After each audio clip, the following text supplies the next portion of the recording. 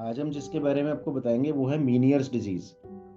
तो मीनियर्स डिजीज में बेसिकली क्या होता है कि जब आपको चार सिम्टम्स, ठीक है, ध्यान से समझना, इनको चार सिम्टम्स आपको चक्कर आना, चक्कर जो है 10-12 मिनट से लेके 10-12 घंटे या उससे भी ज़्यादा तक आपको ये चक्कर महसूस होते हैं, बिना किसी मेडिसिन के ये कम नहीं हो रहे हैं। साथ में आपको जो है कान में आवाज़ें आती हैं, सिंगल कान में भी आ सकती है, दूसरे में भी, जिसको हम टिनिटस बोलते हैं, अलग अलग तरह की रिंगिंग, बजिंग, विस्लिंग।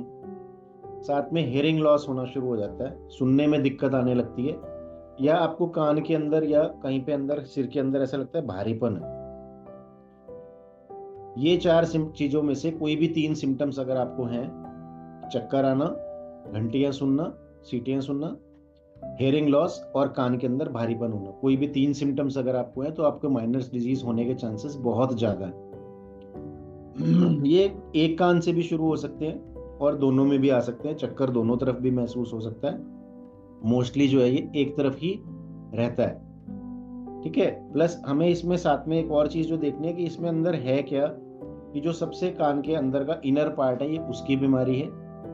इसके अंदर जो एक कॉकलिया जैसी चीज होती है जिसको हम शंख बोलते हैं, और उसी के ऊपर की जो कवरिंग है, अलग अलग तरह की कवरिंग्स हैं, उसके अंदर जब एक फ्लूइड इनबिल्ट हो जाता है, फ्लूइड के अंदर कलेक्शन हो जाती है, तो ये हमें एक नशे जैसा, अनस्टेडीनेस, चलने में दिक्कत होनी, अनबैलेंस फील होना, अलग अलग तरीके से पेशेंट है जो अपने आप को इस तरह से बताएगा कि मुझे इस तरह से हो रहा है, पर वो माइनर्स डिजीज की तरफ ही जा रहा है।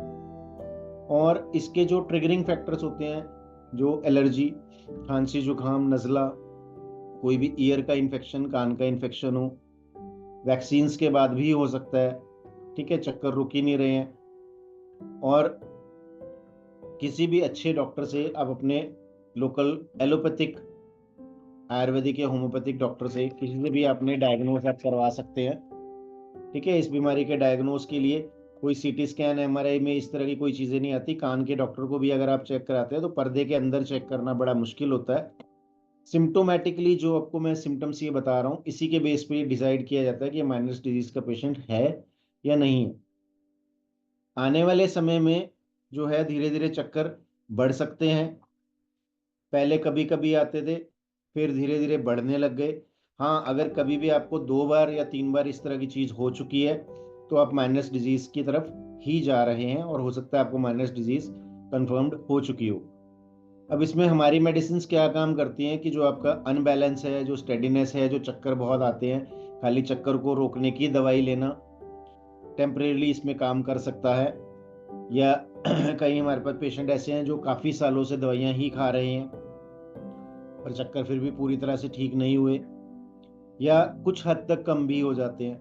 तो माइनस डिजीज में हमारी मेडिसिन जो हैं अंदर से आपके कॉकलिया के ऊपर काम करती है, अंदर मेस्टॉइड एयर सेल्स के ऊपर काम करती है, लेब्रिंथ के ऊपर काम करती है, जो अंदर फ्लूइड इनबिल्ट हो गया है, जो अंदर रेशा जमा हो गया है, जो कॉकलिया के अंदर तक पानी जा चुका है।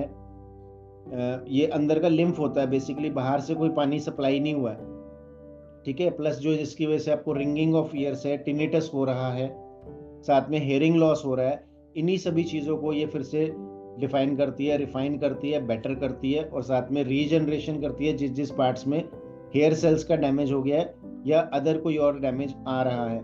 आज की तारीख में मेडिसिन में इस तरह की बहुत अच्छी अच्छी पावर्स होती हैं जो इसको कवर कर सकती हैं, तो इस तरफ से आप बिल्कुल निश्चिंत रहिए।